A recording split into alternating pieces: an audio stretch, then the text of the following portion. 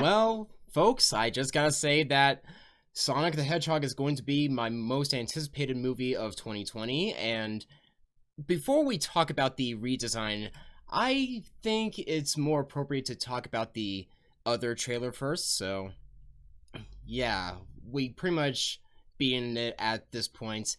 The original design is horrid. It's pure nightmare fuel. Especially when it just opens its mouth. It's like, what the fuck is that? What the fuck is that? Can you tell me what the fuck it is? Because, oh my god. I have described it before when it first came out, that it was like Rocket Raccoon if it had an orgy with Richard Simmons and the live-action Smurfs. You know what? That's actually not a bad description of what the first live-action Sonic looked like.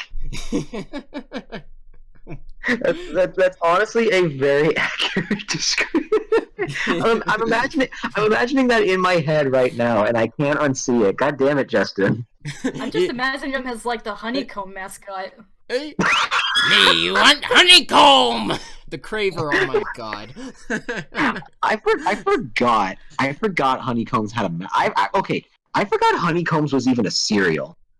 Well, I think the commercials for the Craver were kind of, a bit traumatizing, but I don't know. But yeah, it simply put, the design, oh my god, it's horrid. There was just so much backlash going around it, and one thing that actually did surprise all of us is that the director of the movie, Jeff Fowler, and Paramount Pictures have started taking the criticism to heart and actually delayed the movie so that they can rework Sonic's design. And I honestly think that, again, I think what they did with the redesign, I'm not gonna lie, I think this is the closest they could have gotten. This is honestly, like, I think the most faithful you could have gotten to a Sonic the Hedgehog movie adaptation in regards to how you want Sonic to look. Mm-hmm. Beyond that, whether or not the movie is going to be good is still up for discussion, or the jury's still out.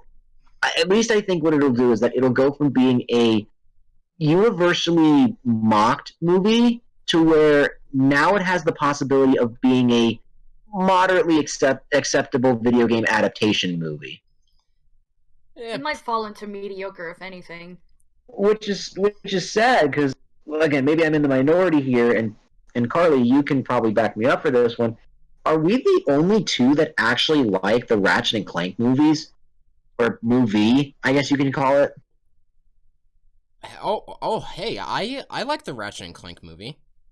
I mean, the general consensus is that it's not that great of a movie, even though I will admit that, it's a video game movie. There's not really a high bar to climb, but between all of, like, the self-referential humor, the fourth wall breaking jokes, and pretty much a solid reimagining of the first Ratchet and Clank game, or pretty much just finding a way to link, I think. Carly, which one was Dr. Nefarious in again? Was he Ratchet and Clank 3, or was that one Ratchet and Clank 3 or 2? It was 3. Okay, but effectively, it was a great way of finding a way to like combine the best elements from Ratchet and Clank 1 and 3, and then turn that into a movie script, which was honestly, I think, a task in of itself, but I tend to think that the movie worked. Yeah, Part of it the was. flack was that it was like released during because the game that was based on the movie came out first, and then the movie came in afterwards. So of course people got a bit of flack of it, saying how, like, why even bother watching the movie when you could play the game. Yeah, like, and the taglines didn't. The taglines didn't help at all. It's like, play the movie based off the game, based off the movie. It's such strange marketing. Play the game based off the movie, based off the game. Yeah, like again, that was more so like an advertisement for, like, Ratchet and Clank the video game, not Ratchet and Clank the movie. Yeah, it's it's such a strange parallel that they advertise them that way. It's kind of like an inception of media. Mm-hmm. But in all honesty, like another thing I'd like to ask you guys, and this is something I posed to Carly, I think, earlier in the day. Yeah. What are your thoughts on Jim Carrey's interpretation on Dr. Robotnik? I would say that it's Jim Carrey being Jim Carrey, and don't get me wrong, I love Jim Carrey, but he's hmm If you actually I'm kind of pay attention to the clips, you can kind of like maybe hear that he's trying to get the idea of what this character is like, like but he's an insane scientist or whatever, you know. Well, again, that's kind of why I want to ask the question, like, is this Jim Carrey actually doing Robotnik justice, or is this Jim Carrey just being Jim Carrey? Hmm. it's mostly the lateral because Pretty much. Eggman tends to have like he's like he tends to have like he's the stereotypical cartoon villain, but yet he also has some composure. Like he tends to take his work seriously. Mm-hmm. Hmm. Oh, and I'm calling this right now. Like in the last trailer, like at the very end, they showed Robotnik's actual look from the game, and I think I know what's going to happen. Like, yeah, I'm pretty sure it's going to be saved, like, at the end, where Sonic is pretty much going to do something very speedster against, Robotnik, that he will just lose his hair and get his mustache all poofed up, you know? Mm-hmm. Yeah, I'm calling that right now. Probably some Um, sort of prequel story, if anything. Pretty much. maybe I don't know, because from the new trailer we got, it looks like that. It actually looks like it's following the game where Sonic and well, at least in this universe, Sonic is not from Earth. He's actually from a different planet. They would very likely call his planet Mobius, if anything, from the comics. Okay, to be fair, if you're gonna call anything from Sonic anything, you might as well go with the Archie continuity because it's the arguably the most consistent and/or high quality media outside of the video games in regards to Sonic the Hedgehog that we will possibly ever receive within this lifetime. That Right? actually kind of brings like a very big sort of thought to me, because you know with how Sonic is, he has like he tends to take up multiple stories, and you know he has like alternate universes that the fan base is just convoluted on what is canon and whatnot. And it also kind of raises some sort of thing that I had. Back in August, when I was working on my Sonic speed paint, I actually got the chance to play Sonic Adventure 1 for the first time. Yeah, Mm-hmm. surprising, I know. Ooh. And I was actually legitimately surprised on how simple the gameplay was, and you know, it doesn't like punish you for taking your time. Mm-hmm. Just focusing on just on the overall adventure. Sure, there are some platforming segments that are tight as hell, but overall, it's just all about the environment and looking at your surroundings and just overall the adventure. And it's got me wondering, like, what are your guys' visions on like the most ideal of the Sonic universe? Hmm. Hmm. I honestly Like, what don't do you know. picture Sonic's universe in your mind? Okay, I know this is really strange because I don't. I think this was the base of inspiration for the Archie comics, but I think okay. Regardless of what I think makes a good Sonic game, I honestly think that the best setting was the setting that they used for the Saturday morning cartoon.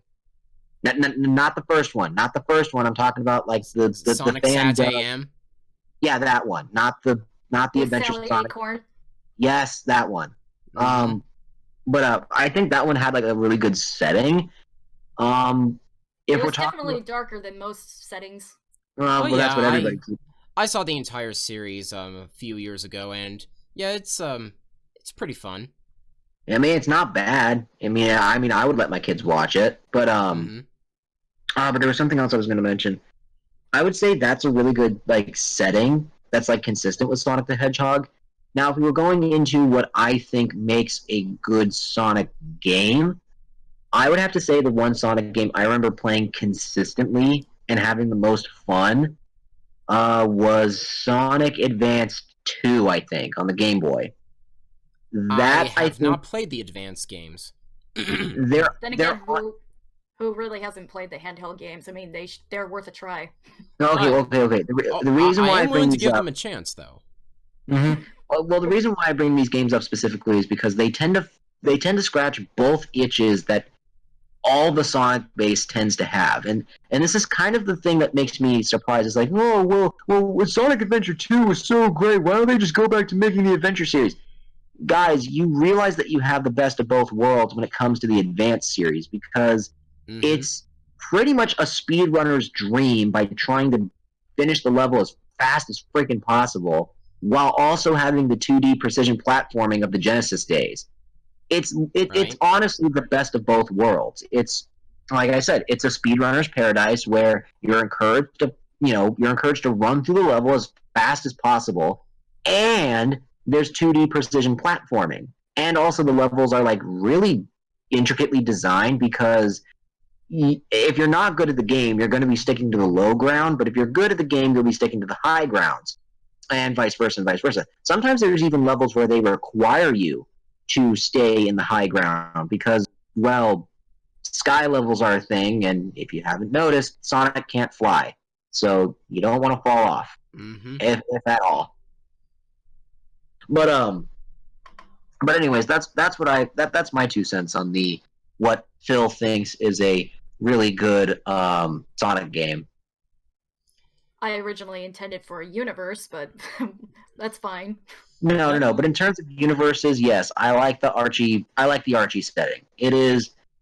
Hmm, I might be speaking for the minority here, but I don't like the concept of Sonic existing on Earth. It's so stupid. It's so weird. Like it goes without saying that I don't. Okay, this is gonna sound strange because um, even though I don't like it in concept, I still think that it has potential to be good. Because I mean, what's the word I'm looking for? I mean, the whole. I'm gonna bring up like the obvious pun not intended black sheep of the family, which is the very edgy edgy the Edgehog. Excuse me. I mean Shadow the Edgehog. I mean Hedgehog. I mean Shadow edgy Hedgehog. We get the idea. Shadow the Hedgehog. Thank you. Thank you. Thank you, Carly. But anyways, like the idea behind Shadow was like interesting. It was sort of built off of this idea of, hey, what if we bring Shadow back from Adventure 2, but we don't give a straight answer on how he came back? That's interesting. Because now you're sort of left with this question of like, well, how did he come back? And is this the same person? Because correct me if I'm wrong, I don't think it's possible to fall from, inner atmosphere and survive, even if you're Supersonic or Super Shadow. Well, in Heroes, they kind of explained it because, like, when you play through Team Dark story, Shadow comes back as like a clone or something. He has like a million clones in like Eggman's lab. I haven't really played Heroes, so I don't know the full context about that. But I have. It's actually more rather they're robots, and Shadow the Hedgehog, or no, Shadow the Hedgehog actually follows from that idea where Dr. Eggman introduces the Shadow androids. Right. Oh my god, like just saying this out loud just shows how ridiculous and nonsensical this franchise is. Yeah, like I think I mean if we are putting it into perspective, like as ridiculous as, the past games were, and they were still simple and fun. And I think by the time when they started taking his storytelling seriously in the Sonic games, like I think all that started with Sonic Adventure 2. And yeah, if you've seen some Call Me Johnny's review of the game, like that was years ago. It's a huge mess, in all honesty. And even still, like I think even Pro Jared mentioned this when he did his Sonic Adventure 2 review. Yeah. He's not wrong. This game is kind of bad. Yeah. It okay, maybe this is just me, and maybe it's because I've actually played Sonic Adventure 1 and 2. I'm gonna say it flat out. Sega just doesn't know how to make 3D Sonic games. I think there's only been like maybe one or two actual good 3D Sonic games, and even then, the first one that comes to mind is Unleashed, and that's only half of a good 3D Sonic game. It's Sonic Colors, Sonic Generations. Okay, well that too, but the only reason why I bring up Unleashed is because it's only like I said, it's half, whereas the other half is like Diet Bayonetta. Yeah, that's pretty much the thing. You know, Sonic Unleashed was a step in the right direction after the trash fire that was Sonic 06. It's just the Werehog, man. It just wasn't needed. It was No, fun. I will admit, it was fun, but it was really not needed. Yeah, I mean, hell, like the way how they handle, collecting the Sun and Moon medals in the PS2 version and the next gen versions, like it's actually weird because in the next gen versions, the you can't really collect any medals in such a fast setting. Like when you're playing as regular Sonic, you just can't collect all the medals when you're just going fast, breezing through the level. And with the other version on the PS2 and Wii, they actually handle them much better because you are rewarded those medals based on your performance. That's almost kind of like the thing with Sonic and the Secret Rings, where it's always like a set path, and if you miss something, you have to play the level again, Yeah. which is stupid. I've not played Sonic and the Secret Rings, but I've actually noticed that in the gameplay footage, like, oh, this is just a whole bunch of automatic bullshit. Like it's a game on autopilot. oh my goodness, okay. Part of Okay. me wonders if it would play off as like an original game without Sonic, because No, it wouldn't. It would be a boring travesty of a game that nobody would remember because again, just looking at this game purely like in of itself, like as mechanics wise. If what you're saying is true and it's nothing more than like a single linear path that you have that effectively only comes down to how fast can you beat the level as physically possible in a straight line with no diverging paths, and if you miss something then you have to start the whole level over again, that's bad game design. That's just straight up shitty game design where if you miss something on the first time through, you have to go back and you have to get it again a second time. Well, it was their first time on the Wii, so it's understandable. Well, hey, it could be worse. It could have been Sonic and the Black Knight. Oh, I've not played any of the storybook games. Well, hell, those are the only two that were, made, but they didn't follow up on any more. But I think the one game that I actually did experience it being on autopilot was more Sonic Forces, the game that introduces the OC. they Original the character, do not steal. Yes. Yeah, Forces is, oh god, like the automate. Okay, I think it's only actually no. This isn't really going to help because I think if you do everything right, by the time you're able to play a mission with both your character and Sonic, you should have access to like a Wispin that like allows you to ring dash, and you can just skip through the whole level. It's just completely getting rid of all challenge. Sheesh. Oh my god. It's again, you thought the game was autopilot before, you ain't seen nothing yet. Yeah. Jesus. I'm like, oh, this is like a very blah game, but I love the idea that they allowed us to make our own avatars. It's so priceless. Everyone has made an OC before, like all those years. You see that before on DeviantArts, and oh my god, DeviantArts. I mean, I've made OCs before in the past, but none of them were hedgehogs. Mm. Hell, I'm guilty as charged. I have like very few hedgehog OCs myself. Oh. Oh Jesus. Okay. And since then, I've been trying to give them the new light of day by turning them back to humans or something. Might as well.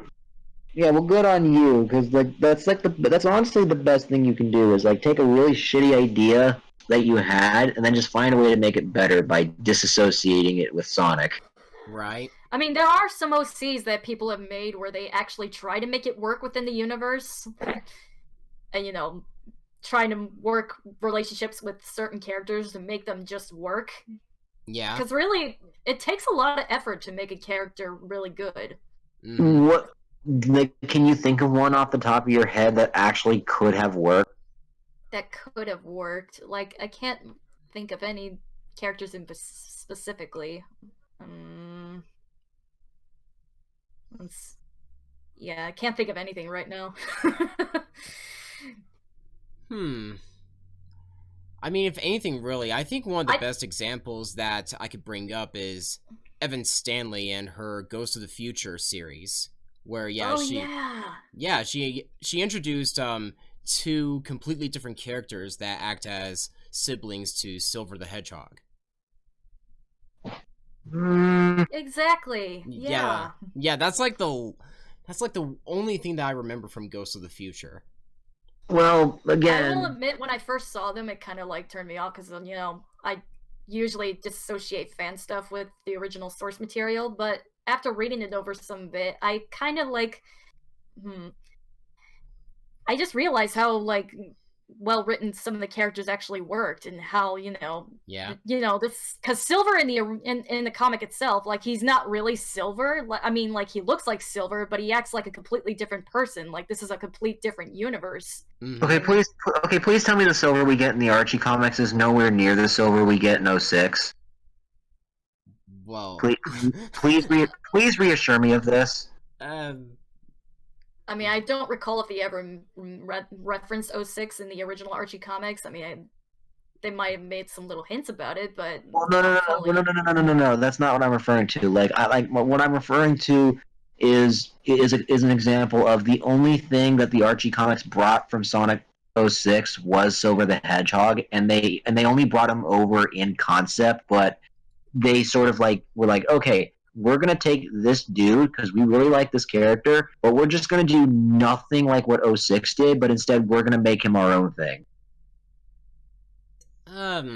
I've not read any of the Archie comics, but I might have read like a couple where he's in it. I bet they still kept the concept of where he's supposed to be like a hedgehog from the future in some points, but he might have no memory of 06's stuff, because 06 doesn't exist. Yeah. And again, you'll have to forgive my skepticism in regards to this fan comic, because based on my experience with 06, because I have played it, regrettably. Same.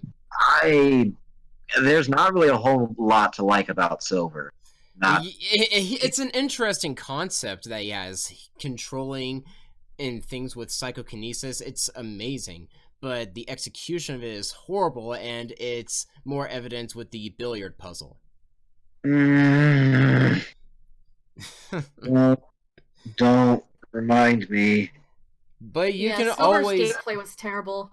Yeah, but you can always clip through the door where the goal ring is, where it's easier, but it's just horrible game design still all the same, There actually have been some mods where people fixed Sonic 06, and technically they also fixed a lot of Silver's gameplay, such as, because in the original 06, in order to use your psychokinesis on the enemies, you have to get super close but you always end up getting hit. Thankfully, they fixed it to where you only have to be at a certain distance to use it on the enemies and whatnot. Carly, you can polish a turd until it shines. Doesn't change the fact that it's a turd. I know. Right. But regardless of that, kind of going back to the movies a little bit, any any like early predictions on like what you think the plot is gonna be like based on the two trailers we have? Um, it's pretty much going to be like some kind of, dumb fun road trip movie, if anything. And if anything, that's fine.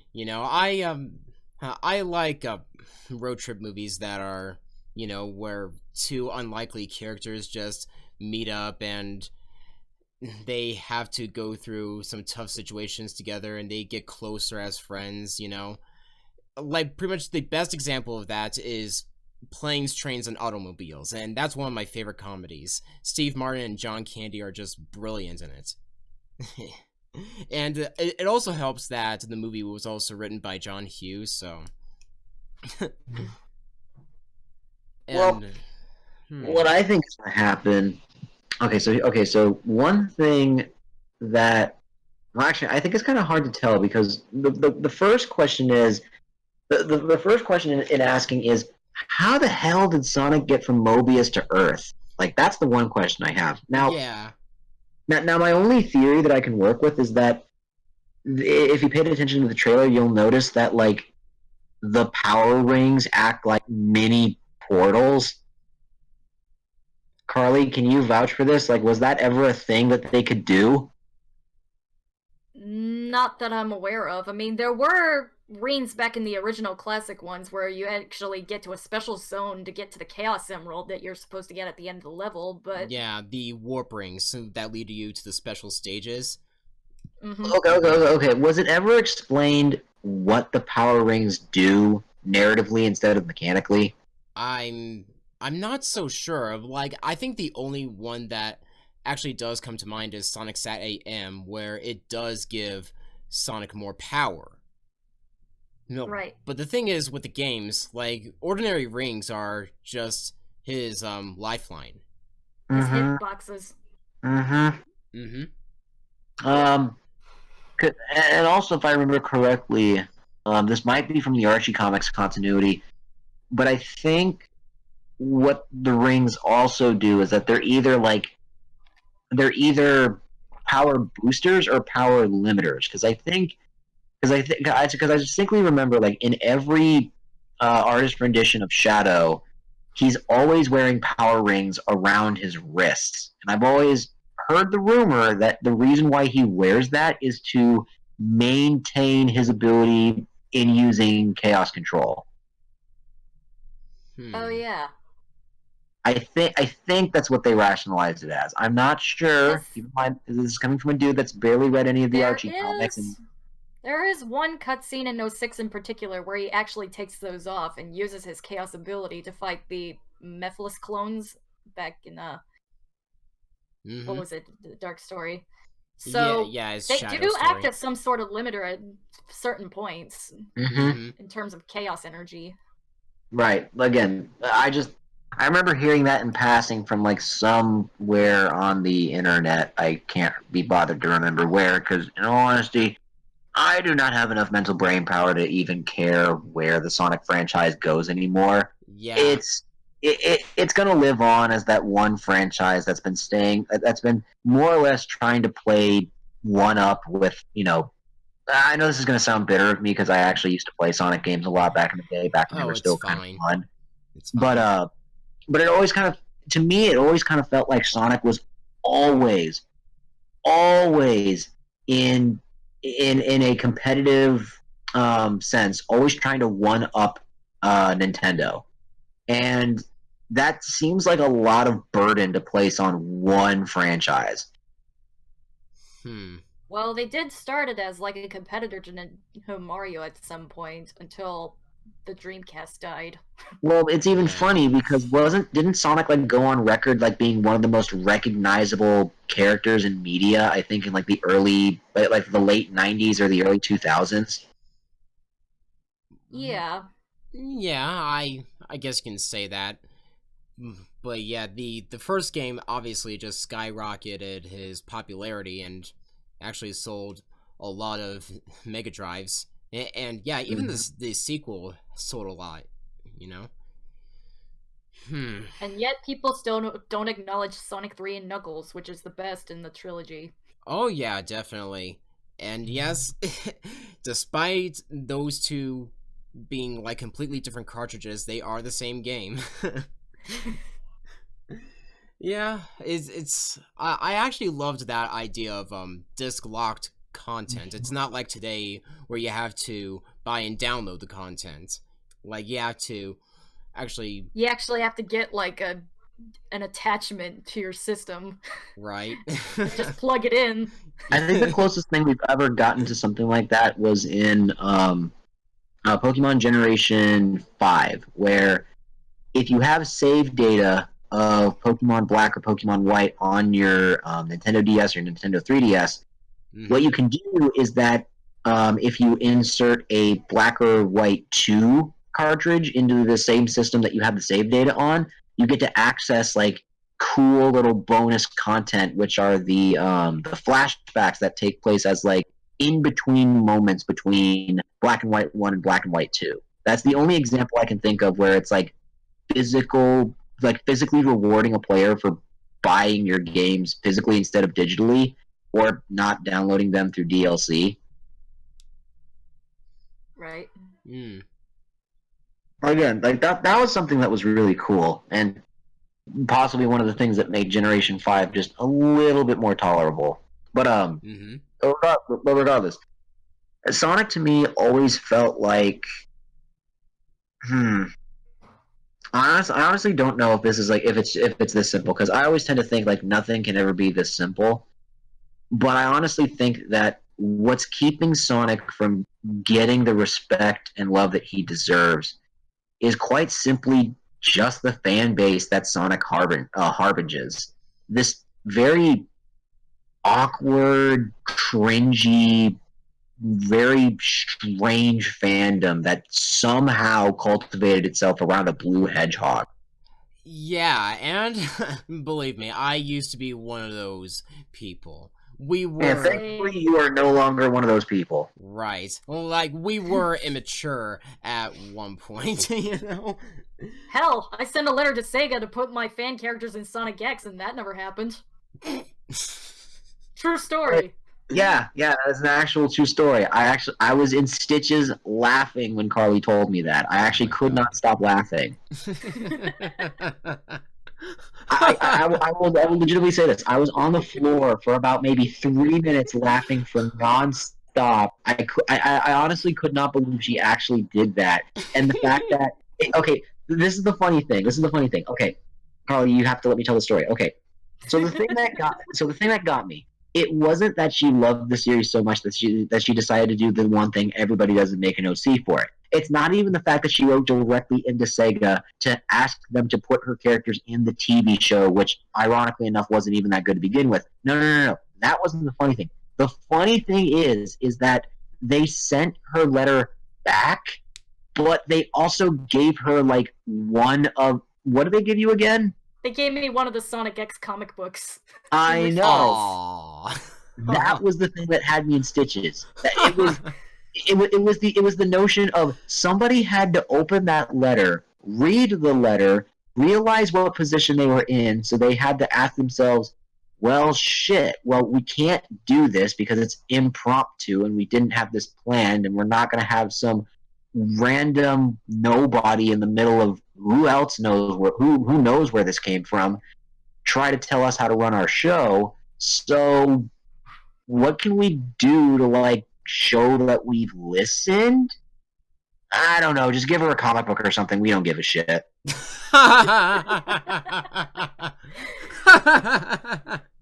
Little me should have been disappointed, but hey, I deserved it. Oh, that's sweet. See, that's the thing that had me in stitches, is that somebody had to actively read this and come to this logical conclusion on how, like, somebody had to sit down and go, okay, how am I going to go about this?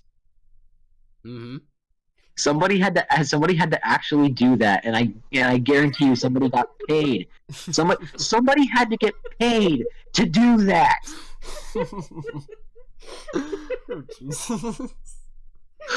Dude, could you imagine being the dude that's in charge of like reading all the cringy fan mail? Oh, well. Is this? I can just imagine him like sitting in a room with a letter opener, just talking to himself. Like, is this what YouTube comments are like?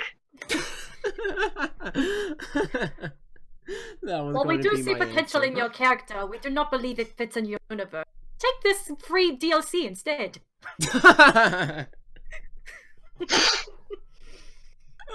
Oh Jesus! I think we're gonna kill Justin.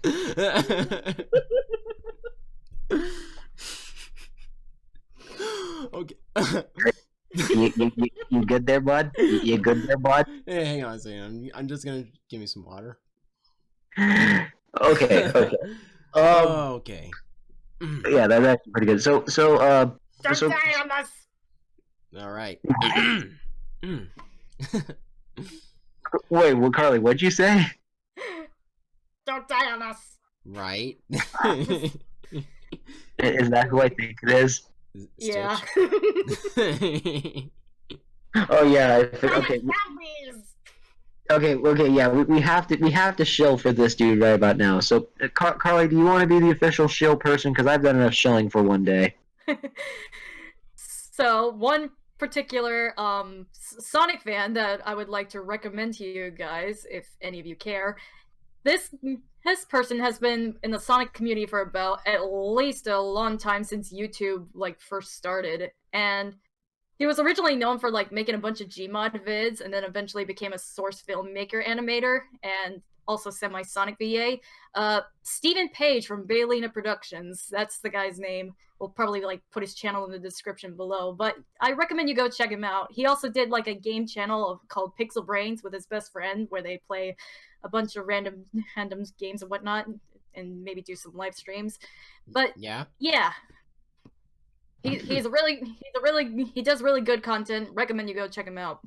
Yeah, that's the reason why I asked, like, is that who I think it is? Because his whole spiel is that his original like Gmod sandbox videos were like super low budget, like super cringy, and they were almost kind of like fourth wall in a bit, because it was a really poorly made Gmod show about this guy making a Sonic Zombies show in Gmod.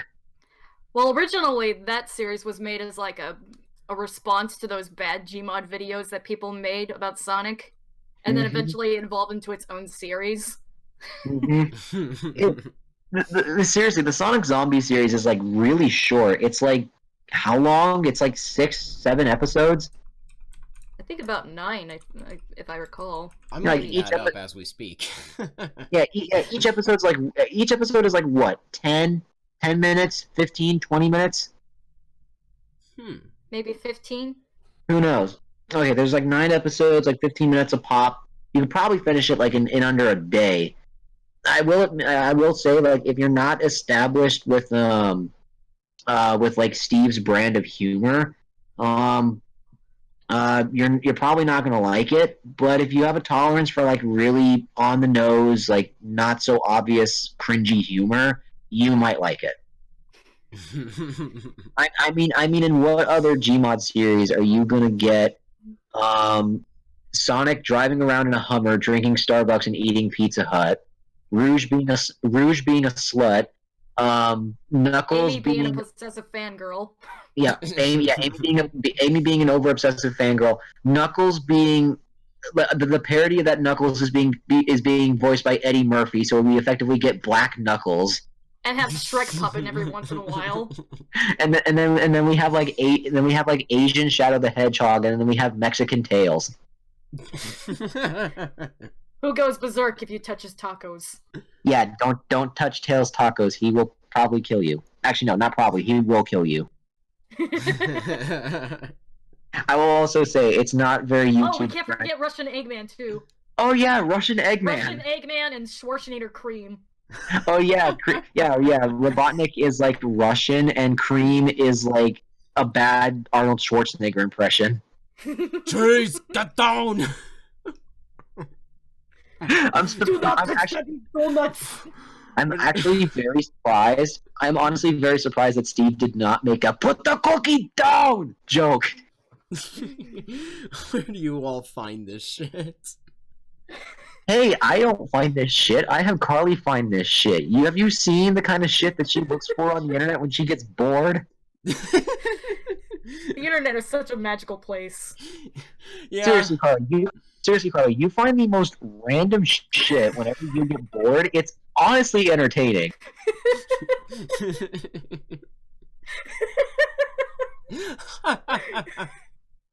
That's where most of my humor is, anyways. The most randomness that you could think of. Oh my god. So remember when we were talking about Sonic? Yes. Actually, one of the things that is worth bringing up is that one of the artists for the new movie design, Tyson Hesse, I think that's what his last name is pronounced. I'm sorry if I may, bastardize your last name, sir.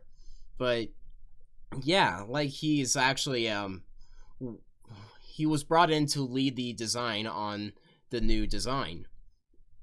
And yeah, he made a tweet about it, and yeah, I was actually surprised that he was actually got the chance to be there, and I was like, wow, this guy's actually pretty good. Like, and he's actually taking this design. And he's the director of the Sonic Mania Adventures shorts, and those are really damn good cartoons. Mm-hmm. So yeah, they actually brought someone that actually knows what they're doing, and actually just they translated him into a more pure, faithful way. Do you think? So do you think the movie's going to get like an easier pass if? What's the word I was like? Okay, so I'm going to pull something along the lines of the Alita Battle Angel comparison. Again, this is only an assumption because the movie isn't out yet. Well, the Sonic movie isn't out yet, so I don't know how good or how bad the movie's going to be. It's all right. But in comparison to another really faithful adaptation of a otherwise might have kind of known, maybe lesser known franchise, which was Alita Battle Angel, I think the reason why Alita got so much praise, or because people gave it a pass, is because Robert Rodriguez and who's the other dude that was working on the movie again? Cameron. Yeah, thank you. Like Robert Rodriguez and James Cameron, all they had to do was just care, and you can. And when you sit down and when you watch the movie, you can tell that they care about Alita Battle Angel. And I think with this new Sonic redesign, I think that if they just continue on with this idea of all you have to do is just care about the thing that you're making, and you need to have a certain level of respect for the original source material, and that will be reciprocated through your movie and or whatever product you decide to make, and your viewership and or your consumers will understand or actually pick up if you actually give a shit about what it is that you're doing. Right. If only the rest of Hollywood can actually listen to criticism. Well, that's like a separate can of worms. My earphones so much. I'm sorry, Carly. Oh my god! I had to nail it in there to Disney, Lucasfilm, the rest of Hollywood in general. Like, if only they follow Paramount and Jeff Fowler's example, that they should care. And the same standard goes for Robert Rodriguez and James Cameron. Like, please, just fucking care about the product that you're making. Mm-hmm. Yeah, but here's the thing. Sucking penis! God damn it! What, Carly? What does that have to do with anything? That's to Hollywood. No. I think what Carly meant is, hey, Hollywood, stop sucking that Chinese dick, okay? I mean, I've already said this before with Morphbox when we discussed Joker. Hollywood is already filled to the brim with Chinaman semen.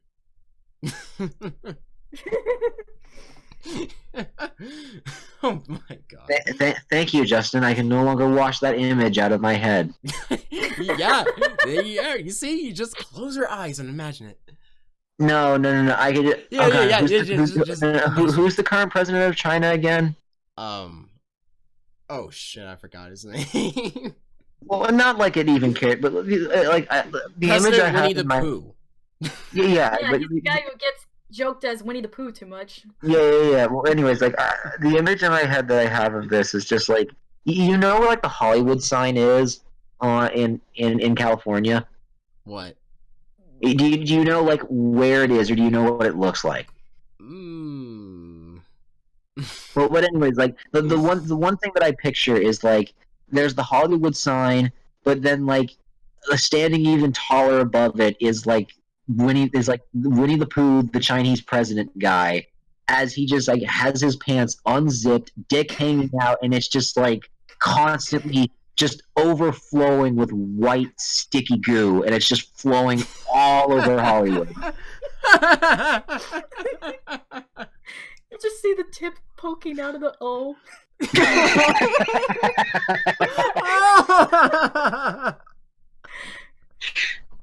Oh, this is gonna get a not safe for work trend at this point. Oh my god! Oh my! Well, hey, it's not like we're gonna get monetized anyway. Yeah, and fuck you, YouTube, and your new terms of service coming up at December 10th. Yeah, people, enjoy your final hours on YouTube while you still can. Hey! Yeah, There's always bitch shoot. of course. We're all doing ASMR at this point. No, we're not. I'm not. Like, okay, except for that one time just a couple seconds ago. No, we're not. I have more respect. I have more self-respect than that. Anywho, kind of putting more final thoughts on the Sonic movie. I'm gonna withhold my judgment for now. I'm not waiting with bated breath because I don't think the movie can be good. I just think the movie can be passable. Yeah, pretty much. That's. I mean, ever since they announced that they're going to redesign Sonic, and I'm glad that they did, like, holy shit, this looks amazing. And yeah, his personality really stood out in the trailer, like, and I even laughed at a few parts, and, you know, like, yeah, this looks promising. Like, it's pretty, much like you said, like, it'll pretty much be a passable movie. I expect it to be dumb fun. Oh, and Also, huh? well, nothing. I was also gonna add this real quick. Sorry for cutting you guys off, but does That's anybody know who the actor that's gonna play Sonic is? I heard he did like the voice of Leonardo in like the recent TMNT cartoon, I think. Ben Schwartz. Is it Ben Schwartz? Yeah, I'm pretty sure that is him. You know, like, he actually tweeted that himself. Like, he is the voice of Sonic. Yeah, I'm just gonna scroll down Twitter for a moment. Yeah, Ben Schwartz. Here it is, the new Sonic movie trailer. I continue to be beyond excited and honored to voice this beautiful blue blur. A lot of incredibly talented people who care about this franchise very much have made such a fun movie coming at you February 14th. Valentine's Day. And soon to be our anniversary, Phil. Oh yeah. For those that don't know, me and Carly's like technically we're not married or anything, but our pseudo anniversary to commemorate when we started dating is actually on Valentine's Day. Well, that would be a perfect movie to see. Okay. Let's be fair. If me and Carly go to see Sonic the Hedgehog, I am not going there to watch Sonic the Hedgehog. I'm taking Carly to see Sonic the Hedgehog. Well, that's correction. Nice. That's nice. All right. I guess that's pretty much all we have to cover. But like, any final thoughts, Carly? My final thoughts is that I'm actually happy that the movie creators actually took the time to listen to the fan base for once. Because when they first started with that old design, like when they first tweeted out stuff about it and and all the backlash that they received, they think they were just gonna get it, and they're just gonna pass through it because they just try to ignore them. And then when the first trailer dropped, there were obviously more backlash than before, and eventually it got so bad to the point where they were just like, "Wow, we really should have listened to them." And I'm actually glad that they did. So who knows? Maybe this movie will be a good, passable one, maybe mediocre at best. But maybe we'll just have to wait and see. I just only hope that the actors do well in their part. Yeah, it might be, something akin to Pokemon Detective Pikachu, where it's a passable film. Like, it's harmless, it's not, insulting anyone's intelligence. Like, it just wants you to have, like, dumb, fun, good time. I mean, it's a Sonic movie. It's got to be way past cool. Right? Well, okay. So, I think that's pretty much all we have to say for the Sonic redesign, and we've been talking a lot of Sonic stuff as well. Like, we were getting a bit off topic. Well, actually, no, we were very much on topic, because, again, we were just talking about the franchise in general. Pretty much worth talking about. I mean, there was a point where we talked about China, but other than that, it was mostly Sonic, so we're okay. We only talked about China in regards to, like, the current state of Hollywood, and that was mainly for jokes and nothing else. Right. Yeah, and again, like, Joker made over... I think by now they made over $1 billion at the box office without China, because it doesn't meet to their standards. Mm-hmm. Yeah, and I'm looking forward to getting that on Christmas. It comes out December 17th on 4K and Blu-ray. I definitely want to buy it on Blu-ray.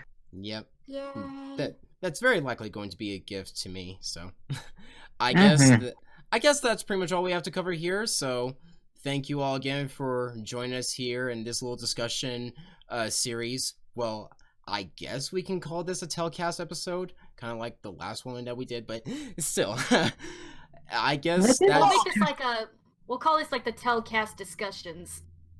Pretty much. It seems a little too short to call this one a TELcast. I mean, it's only like, what, an hour? Like, less than an hour?